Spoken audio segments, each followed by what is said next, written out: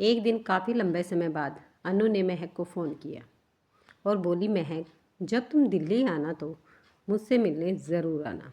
हाँ मिलते हैं। कितना लंबा समय गुजर गया है, मुलाकात ही नहीं हुई है हमारी। कुछ ही दिनों बाद मैं अकेली ही दिल्ली जा रही थी। अनु से बात करने के बाद पुरानी यादें, पुराने दिन याद आने लगी। मैंने तय किया कि कुछ समय पुराने मित्रों से मिलकर उन पलों को फिर से जिया जाए।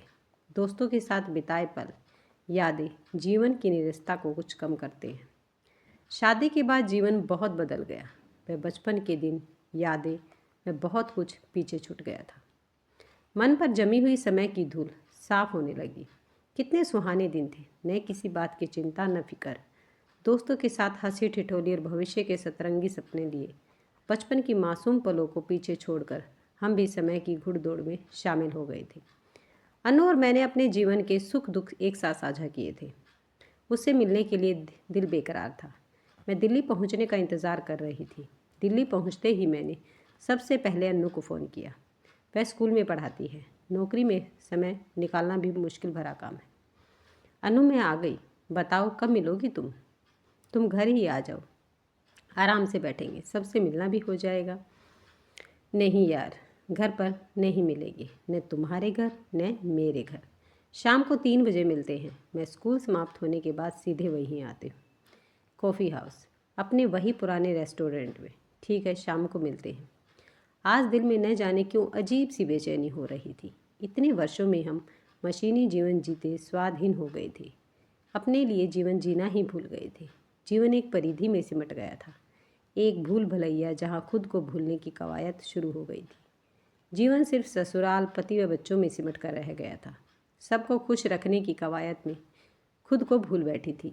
लेकिन यह परम सत्य है कि सबको खुश रखना नामुमकिन सा होता है। दुनिया गोल है। कहते हैं ना एक दिन चक्कर पूरा हो ही जाता है। इसी चक्कर में आज बिछड़े साथी मिल रहे थे।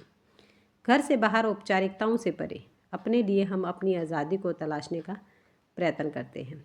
अपने लिए पलों को एक सुख की अनुभूति होती है। मैं समझ गई कि आज हमारे बीच कहने सुनने के लिए बहुत कुछ होगा। सालों से मौन की यह दीवार अब ढहने वाली है। नियत समय पर मैं वहाँ पहुँच गई। शीघ्र ही अनु भी आ गई। वही प्यारी सी मुस्कान, चेहरे पर गंभीरता के भाव, पर हाँ, शरीर थोड़ा सा भर गया था। लेकिन आवाज़ में वही खनक थी। आंखें पहले की तरह प्रश्नों की तलाशती हुई नजर आई, जैसे पहले सपनों को तलाशती थी। समय ने अपने अनुभव की लकीरें चेहरे पर खींचती थी। वह देखते ही गले मिली तो मौन की जमी हुई बर्फ स्वतः ही पिघलने लगी। कैसी हो अनु? कितने वर्षों बाद तुम्हें देखा है। यार तुम तो बिल्कुल भी नहीं बदली। कहाँ यार, मोटी हो गई हूँ। तुम बताओ कैसी हो? तुम्हारी ज़िंदगी तो मज़े में गुजर रही है। तुम जीवन में कितनी सफल हो गई हो। चलो आराम से बैठते हैं। आज वर्षों बाद भी हमें स्वाधीनता का एहसास नहीं हुआ। बात जैसे वहीं से शुरू हो गई जहाँ ख़त्म हुई थी। अब हम रेस्टोरेंट में अपने लिए कोना तलाश रहे थे, जहाँ हमारे स्वादों में किसी की दखल अंदाजी न हो।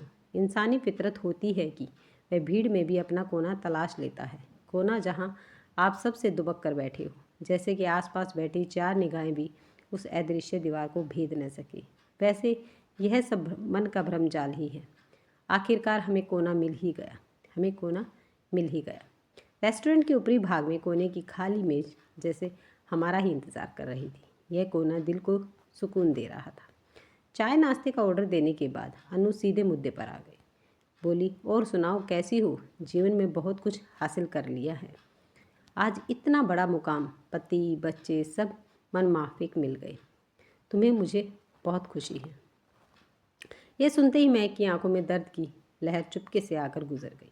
वह पलकों के कोर कुछ नम से हो गए, पर मुस्कान का बनावटीपन कायम रखने की चेष्टा में चेहरे के मिश्रित हाव भाव कुछ अनकही कहानी बयां कर रही थी। बस अनु, सब ठीक है। अपने अकेलेपन से लड़ते हुए सफ़र को तय कर रही हूँ। जीवन में बहुत उतार चढ़ाव देखे हैं। तुम तो खुश हो ना? नौकरी करती हो, अच्छा कमा रही हो, अपनी ज़िंदगी अपने हिसाब से जी रही हो। सब कुछ अपनी पसंद का मिला है, और क्या सुख चाहिए। मैं तो बस यूं ही समय काटने के लिए लिखने पढ़ने लगी। मैंने बात को घुमाकर उसका हाल जानने की कोशिश करनी चाहिए। मैं भी बढ़िया हूँ। जीवन कट रहा है। मैं पहले भी अकेली थी और आज भी अकेली हूँ। हम साथ जरूर हैं पर कितनी अलग राहें हैं, जैसे नदी के दो किनारे। यथार्थ की पथरीली ज़मीन बहुत कठोर है पर जीना पड़ता है, इसलिए मैंने खुद को काम में डुबो दिया है। क्या हुआ, ऐसे क्यों बोल रही हो? तुम दोनों के बीच कुछ हुआ है क्या? नहीं यार, पूरा जीवन बीत जाए तो भी हम दूसरे को समझ नहीं सकेंगे।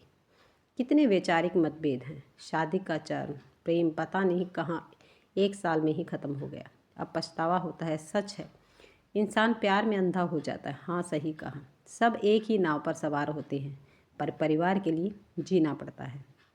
हाँ, तुम्हारी बात सही है, पर यह समझौते अंतहीन होते हैं जिन्हें निभाने में जीवन का ही अंत हो जाता है। तुम्हें तो शायद कुदरत से सब कुछ मिला है, पर मैंने तो अपने पैरों पर खुद ही की कुल्हाड़ी मारी है। प्रेम विवाह जो किया है, सब ने मना किया था कि यह शादी मत करो, पर आज समझ में आया कि यह फैसला गलत था।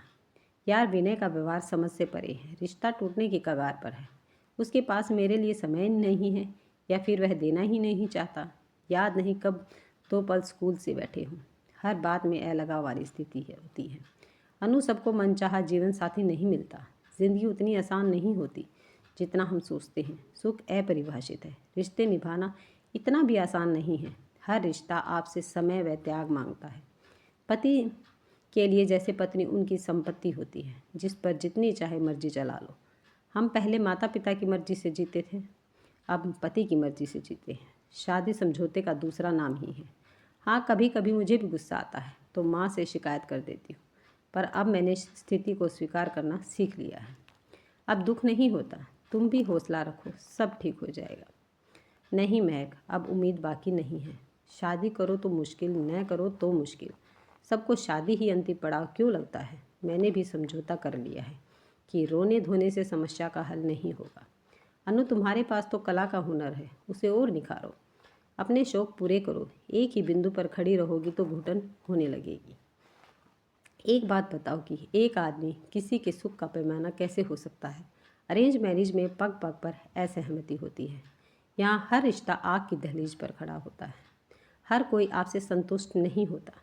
महक, बात तो तुम्हारी सही है, पर विवाह में कोई एक व्यक्ति किसी दूसरे के जीने का मापदंड कैसे तय कर सकता है? समय बदल गया है। कानून में भी दंड का प्रावधान है। हमें अपने अधिकारों के लिए सजग रहना चाहिए। कब तक अपनी इच्छाओं का गला घोटे? यहाँ तो भावनाओं का भी रेप हो जाता है, जहाँ बिना अपनी मर्जी के आप वेदना से गुजरते रहो और कोई इसकी परवाह भी ना करे। अनु, जब विवाह किया था तो निभाना भी पड़ेगा। क्या हमें माता पिता, बच्चे, पड़ोसी हमेशा मनचाहे मिलते हैं? क्या सब जगह आप तालमेल नहीं बैठाते? तो फिर पति पत्नी के रिश्ते में वैचारिक मतभेद होना लाजमी है। हाथ की सारी उंगलियां भी एक समान नहीं होती, तो दो लिंग कैसे समान हो सकते हैं? So relax and enjoy. मुंह सुजाकर रहने में कोई मज़ा नहीं है। दोनों पक्षों को थोड़ा थोड़ा झुकना पड़ता है। किसी ने कहा है नहीं कि यह आग का दरिया है और डूब के जाना है, तो विवाह में धूप व छाँव के मोड़ मिलते रहते हैं। हाँ महक, तुम शायद सही हो। कितना सहज सोचती हो। अब मुझे भी लगता है कि हमें फिर से एक दूसरे को मौका देना चाहिए। धूप छाँव तो आती जाती रहती हैं। अनु, देख यार, जब हम किसी को उसकी कमी के साथ स्वीकार करते हैं तो पीड़ा का एहसास नहीं होता। सकारात्मक सोचकर अब आगे बढ़े, परिवार को पूर्ण करें। सही जीवन है। विषय किसी उत्कर्ष निष्कर्ष तक पहुंचती कि तभी वेटर आ गया और दोनों चुप हो गई। मैडम, आपको कुछ और चाहिए? कहने के साथ ही मेज पर रखे खाली कप प्लेट समेटने लगा। उनके हाव भाव से लग रहा था कि खाली बैठे ग्राहक जल्दी से अपनी जगह छोड़े। हमने बातों बातों में पहले ही चाय के कप भी खाली कर दिए थे।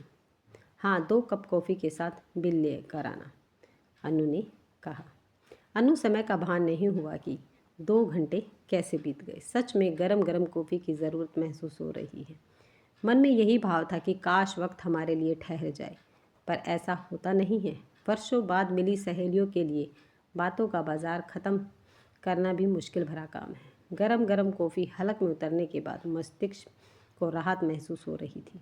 मन की भड़ास, विषय की गर्मी कॉफ़ी की गर्म चुस्कियों के साथ विलीन होने लगी। बातों का रुख बदल गया। आज दोनों शांत मन से अदृश्य उदासी व पीड़ा के बंधन को मुक्त करके चुपचाप यहीं छोड़ रही थी। मन में कड़वाहट का बीज जैसे मरने लगा। महक घर जाते हुए सोच रही थी कि प्रेम विवाह में भी मतभेद हो सकते हैं, तो अरेंज मैरिज में पग पग इम्तिहान है। एक दूसरे को समझने में जीवन गुजर जाता है। हर दिन नया होता है। जब आशा नहीं रखेंगे तो वेदना नामक शराब से स्वतः मुक्ति मिल जाएगी। अनु ने बात करके मैं यह सोचने पर मजबूर कर दिया था कि हर शादीशुदा कपल परेशानी से गुजरता है। शादी के कुछ दिनों बाद जब प्यार का खुमार उतर जाता है तो धरातल की उबड़ खाबड़ जमीन उन्हें चैन की नींद सोने नहीं देती है। फिर वहीं से शुरू हो जाता है आरोप प्रत्यारोपों का दौर।